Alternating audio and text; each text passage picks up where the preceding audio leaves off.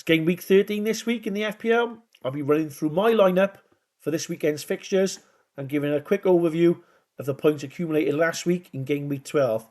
So last week, I managed to pick up 46.10 over the average of all the Dream Team entries last weekend. Not much movement overall, down about 100 places. In the grand scheme of things, not a catastrophe. There's 12.5 million entries this year and a total overall points of 818. Pedro Neto, he scored in the first fixture of the day for me against Burnley. I managed to get 16 points. Minter with the 11. And the rest was just basically appearance points for the weekend. Hopefully this weekend's fixtures will be kinder and will pick up even more points. Starting at the back for me this week will be Raya. Could be a 0-0 draw with Chelsea. Could be 4-4. But there's probably going to be plenty of red cards. So Raya's going to go in goal. Don't know what's going to happen. But he's a better choice than my second choice goalkeeper down here, Areola, who I think will concede a good few goals against Liverpool this weekend. Other good choices at the back this weekend. I think Pickford or Pope playing the same fixture. Could be a 0-0 draw, that one. And Emi Martinez for Aston Villa against Wolves. Dan Ballard could get an aerial goal against Bournemouth. He's probably going to be his last weekend for my particular side against Liverpool and Man City in the following fixtures. But he goes in this weekend along with Gvardiol. Should hopefully get the clean sheet against Leeds.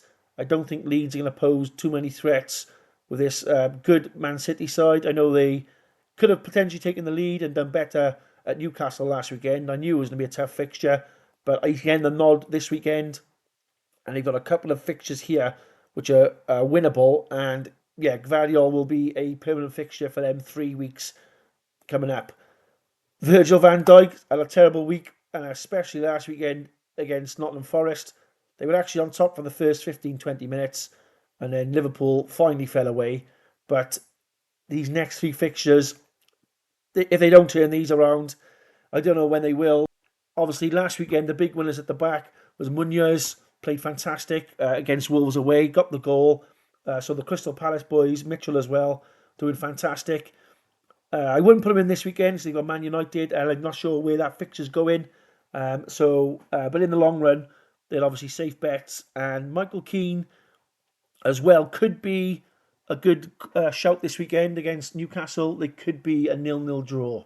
Into midfield, obviously the biggest winner last weekend was Eze with his fantastic hat-trick against Spurs.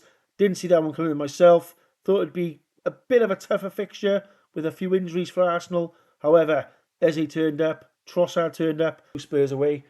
But my midfield for this week, Semenyo's back in. Think they've got a good chance to get some goals against Sunderland and obviously Everton coming up.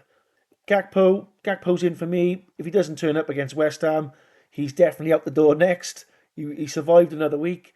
However, he needs to start scoring.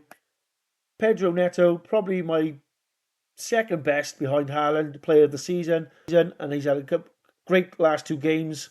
I managed to get some extra points out of him last week, as I mentioned. Minter is being fantastic for Brighton. If you can get anyone in from Brighton, Gomez or even Welbeck up front, like I said last week, I think they're going to be hitting the points against each of these sides. Other midfielders, Morgan Rogers from Aston Villa, fantastic performance, 2 goals, playing more of a striker. That's another player who I'm going to try and fit in maybe next week, which brings me on to my strikers. I think I might take a huge gamble this week and back somebody that's been dry of goals all season. But if you're not going to turn up against Wolves at home, when are you going to turn up? I'm going to put in Ollie Watkins, depending on his fixture tonight. If he doesn't come off injured, I'm looking to put Ollie Watkins in for João Pedro and leave Haaland and Thiago up front. Haaland is the non-gambler of the weekend. 80% of the dream teams, I'm sure, will be captaining Haaland this weekend. But if he doesn't perform, you will sneak a couple of places in your mini leagues and fly up the table. So that's my lineup for game week 13. Ollie Watkins, he's the big gamble. Hopefully it works. Hopefully it pulls off. I'll keep you updated next week. If you want to leave your lineups in the comments, I'll get back to you. And good luck this weekend.